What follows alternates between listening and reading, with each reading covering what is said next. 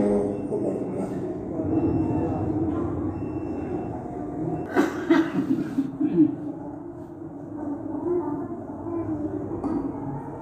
Alhamdulillah, wassalatu wassalamu ala rasulillah wa ala alihi wa ashabihi wa man tabi'ahum.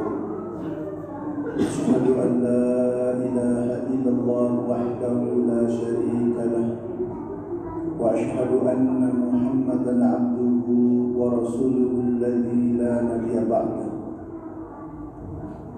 Ayyuhan nas, أوصيكم ونفسي بتقوى الله وطاعته لعلكم ترحمون. قال الله تعالى في كتابه الكريم: أعوذ بالله من الشيطان الرجيم وما خلقت الجن والإنس إلا ليعبدون. أما بعد،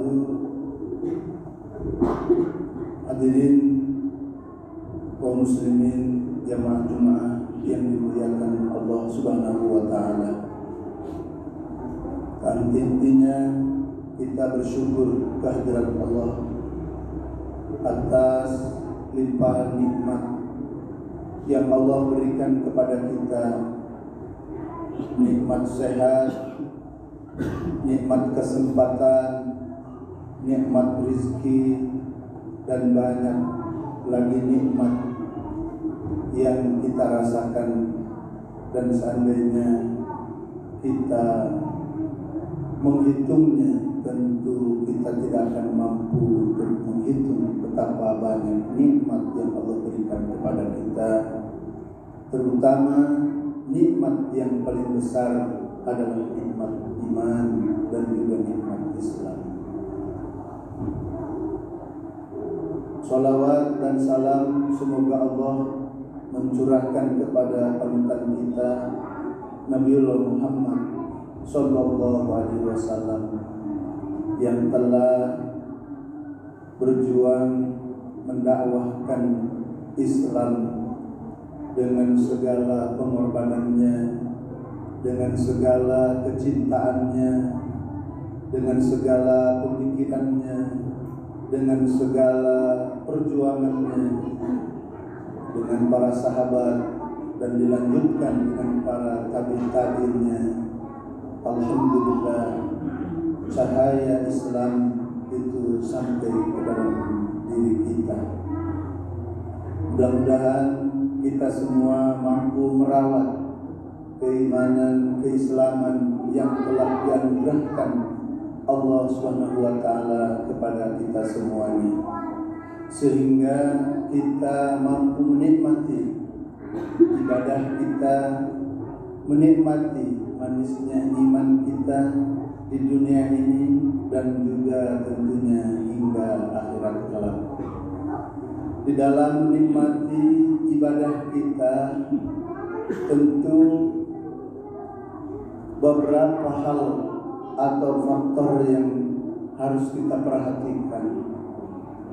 Yang pertama, bahwa kita bermujahadah, bersungguh-sungguh di dalam melaksanakan taat kepada Allah Subhanahu wa taala, karena tentu banyaknya godaan, banyaknya tantangan, baik yang datang dari dalam jiwa kita berupa hawa nafsu, dan juga dari luar diri kita, baik itu dari setan yang ada atau baik itu dari kalangan manusia, minal jinnati wan nas, yang kelihatan, yang tidak kelihatan.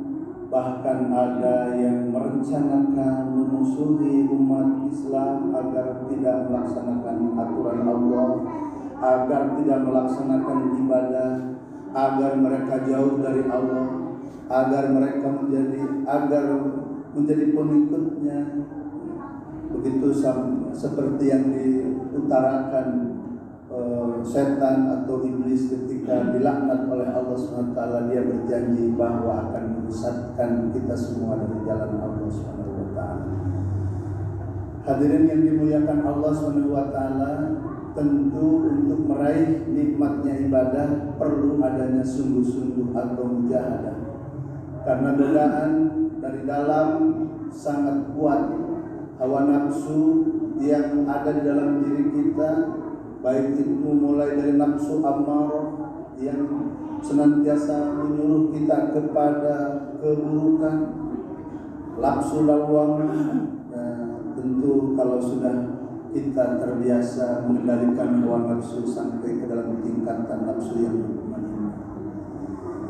Kemudian Allah SWT menjelaskan bagi orang yang senantiasa bersungguh-sungguh di dalam ketaatannya kepada Allah, Allah akan memberikan kenikmatan bersama orang-orang yang telah diberi nikmat oleh Allah.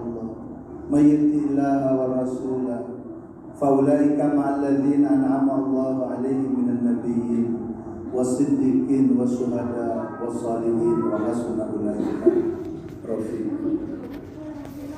Kemudian yang kedua, untuk meraih kenikmatan dalam beribadah itu adalah menjauhi dari dosa-dosa yang akan mengganggu kekhusyuan ibadah. Karena ketika kita melakukan dosa atau kesalahan, maka di dalam hati kita ini akan ada noda. Wal qalbu idza adnabat nukitat bihi nuqtatun sauda. Dan hati apabila kita melakukan dosa, maka akan ada noda hitam. Dan terus begitu apabila tidak diselesaikan dengan taubat, maka sesungguhnya akan menutup hati kita sehingga itu disebut dengan ran. Kalla bal rana ala qulubihim ma kanu yaksibun. Kemudian apabila terus-menerus, maka hati itu sudah tidak ada lagi pintu untuk masuknya hidayah dari Allah SWT. Waliyadu billah. Maka itulah yang disebut dengan khatamallahu ala qulubihim wa ala sam'ihim wa ala absarihim ghishawah. Hatinya telah terkunci untuk memahami kebenaran, kemudian pendengarannya sudah tertutup untuk mendengar kebenaran, kemudian penglihatan pun sudah tertutup untuk melihat kebenaran, sehingga bagi mereka azab yang besar, azab yang gede, azab yang berat. Dan tentunya mulai dari dosa yang dianggap kecil kemudian dibiarkan sehingga menutupi seluruh hati, dan hati menjadi hitam dan terkunci. Waliyadillah. Tentunya tidak ada dosa yang kecil apabila dibiarkan maka akan menjadi besar. Sebaliknya tidak ada dosa itu besar apabila kemudian dilakukan dengan diiringi dengan taubat.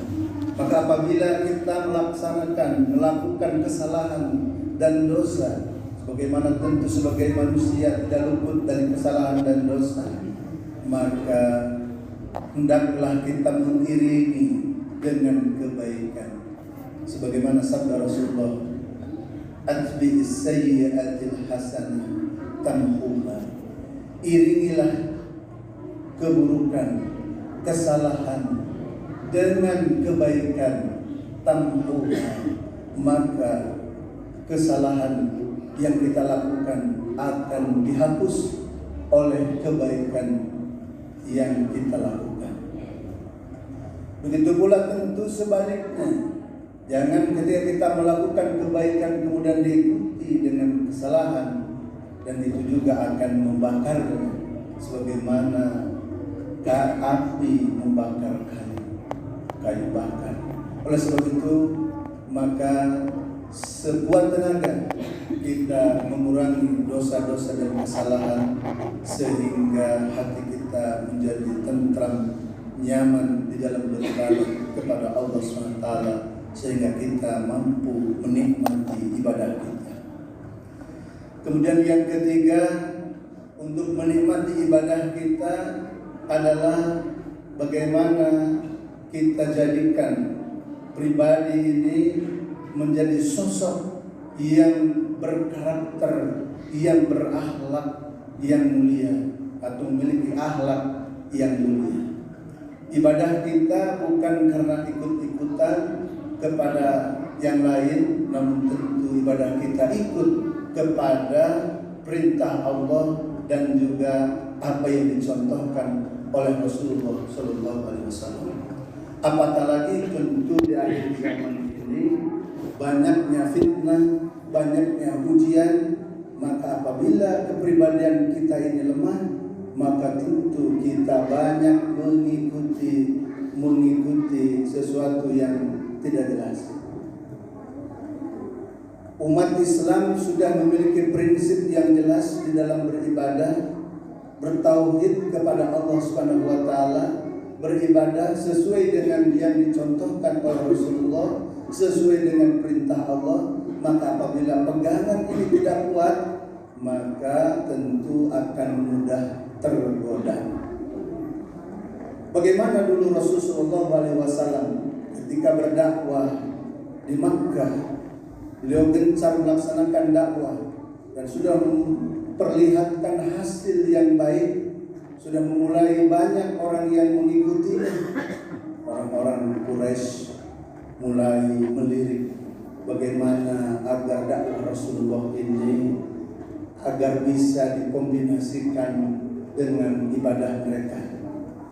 Maka mereka memberi tawaran kepada Rasulullah, wahai Muhammad, bagaimana kalau kita ini kerjasama di dalam beribadah, kerjasama di dalam ajaran, agar kita bersama-sama di dalam kesatuan menjaga Arab ini ya kondusif, tidak terpisah, ya, ajaranmu juga bisa dilaksanakan.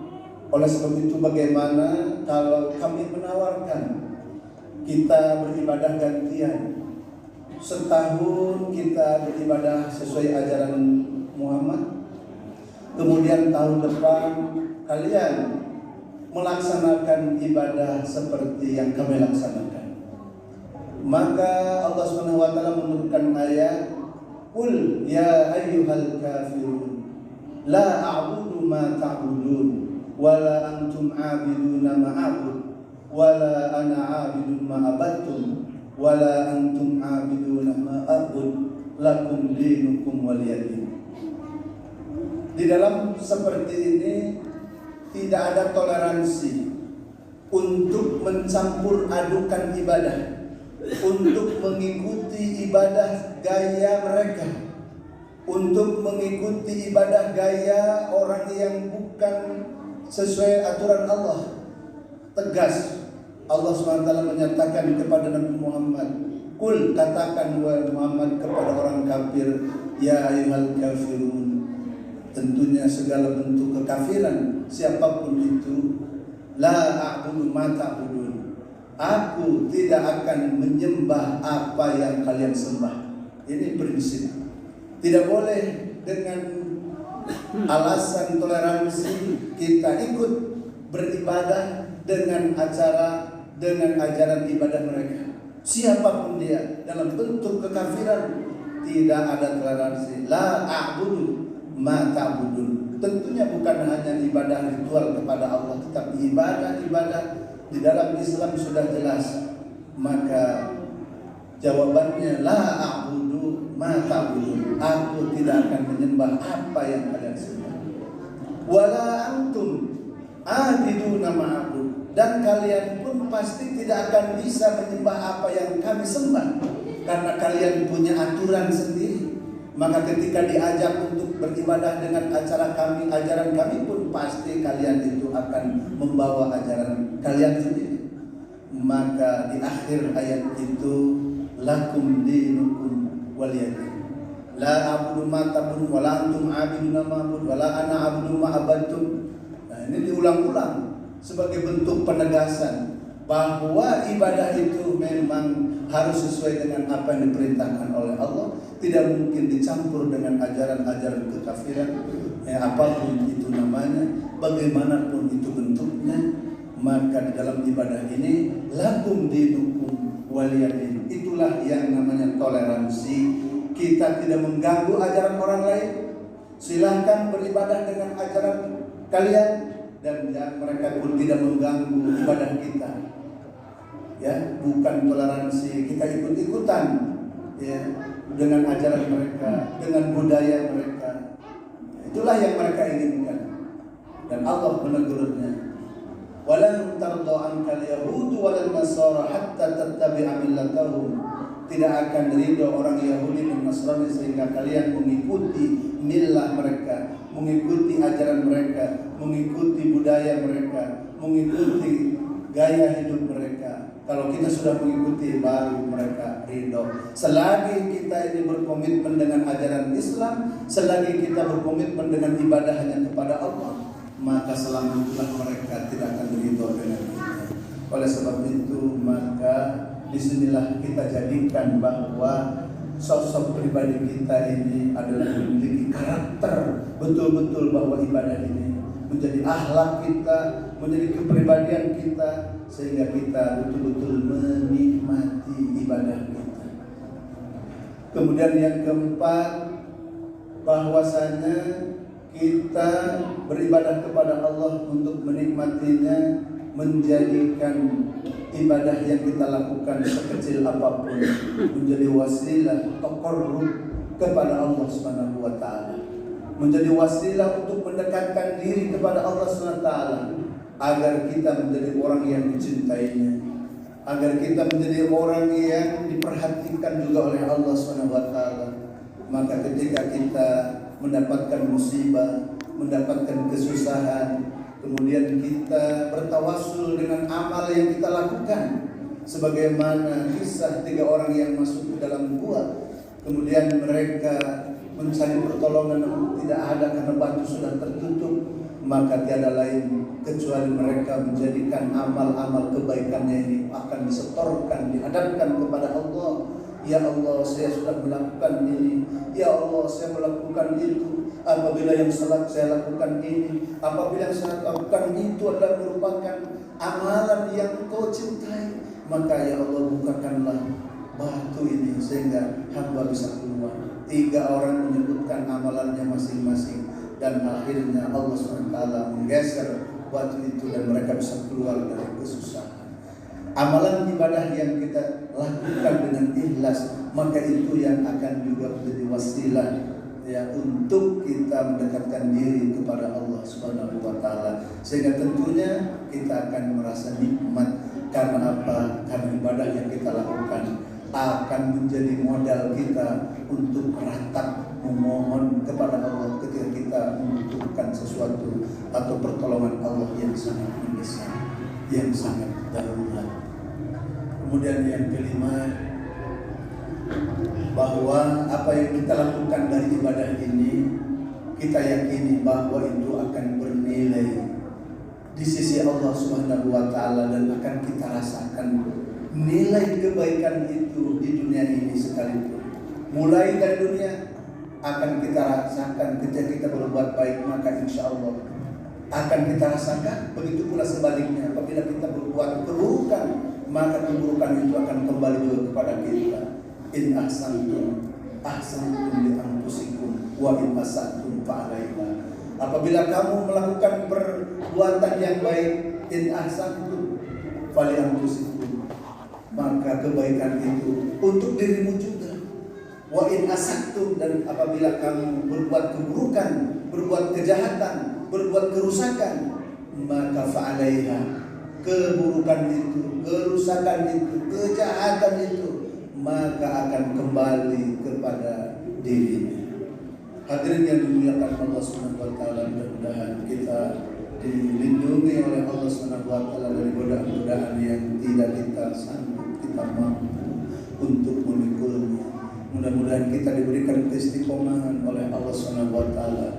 Mudah-mudahan kita diberi penjagaan keimanan kita oleh Allah Subhanahu wa taala, sehingga kita betul-betul sesuai dengan apa yang diberitakan Allah SWT. Ya ayyuhalladzina amanu taqullaha wa la tamutunna illa wa antum muslimun. Wahai orang-orang yang beriman, bertakwalah kepada Allah dan janganlah kamu mati kecuali dalam keadaan muslim, berserah diri kepada Allah Subhanahu wa taala, dalam keadaan beribadah kepada Allah Subhanahu wa taala. Barakallahu. Alhamdulillah hamdan katsiran kama amara. Wassalatu wassalamu ala Rasulillah wa ala alihi wa ashabihi wa man tabi'ahu. Asyhadu an la ilaha illallah wahdahu la syarika lah wa asyhadu anna Muhammadan abduhu wa rasuluhu alladzi la nabiyya ba'dahu. Ayuhan nas ittaqullaha haqqa tuqatih wa la tamutunna illa wa antum muslimun. Innallaha wa malaikatahu yusholluna 'alan nabi ya ayyuhalladzina amanu shallu 'alaihi wa sallimu taslima. Allahumma shalli wa sallim ala habibina wa maulana Muhammadin wa ala alihi wa ashabihi ajma'in. Amin. Allahumma ighfir lil muslimin wal muslimat wal mu'minin wal mu'minat al ahya'i minhum wal amwat bi rahmatika ya arhamar rahimin. Rabbana innana amana faghfir lana dhunubana wa qina adzabannar. Rabbana la tuzigh qulubana ba'da idh hadaitana wa hab lana min ladunka rahmatan innaka antal wahhab. Allahumma arina al-haqqa haqqan warzuqna ittiba'ah wa arina al-batila batilan warzuqna ijtinabah. Rabbana ighfir lana wa liwalidayna warhamhum kama rabbawna shighara. Rabbana atina fid dunya hasanah wa fil akhirati hasanah wa qina adzabannar. Subhana rabbika rabbil izzati amma yasifun wa salamun alal mursalin walhamdulillahi rabbil alamin.